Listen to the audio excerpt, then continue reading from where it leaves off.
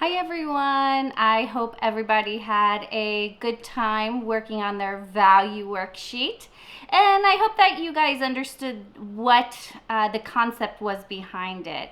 It's this idea of how to show shadow and shading in your artwork, and that the different values will help you get your different tones of your shading and shadowing, and that there's also different ways to create shadow and shading.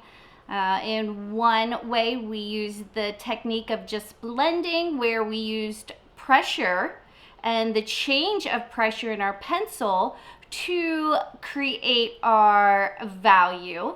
And the other ways, we used lines and we used dots or dashes to change the value, as far as adding more dots and dashes to make it look darker. So with that concept, it wasn't about changing the pressure, it was about changing the amount of what it was that you were using.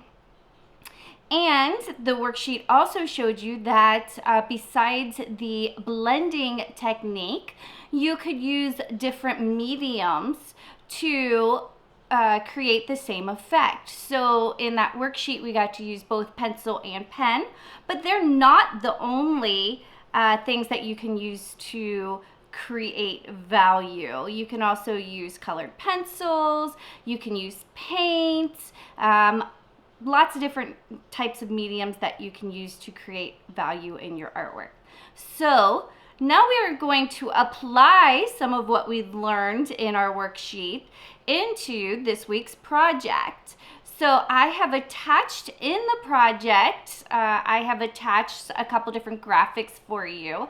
The first graphic here shows you that in this circle, there is a light source. The light source is coming from the corner up here, and it is radiating at a diagonal on this circle. That is how we determine where our shading is going to go and how our tones are going to change. The next one I'm going to show you, again, the light is still coming from this corner, but this one shows you what the different types of areas are called. So where the light would be directly hitting the circle, you have the highlight. Then it gets a little darker into the mid-tone. Then we go into the core shadow, which is going to be the darkest area. And then we have a little bit of a highlight down here, which is giving us a little bit more definition of turning this circle into a sphere.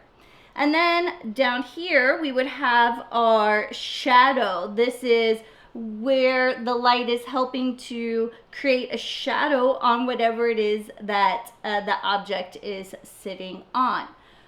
So what we are going to do this week is we are going to create this effect and watch the next video to learn how.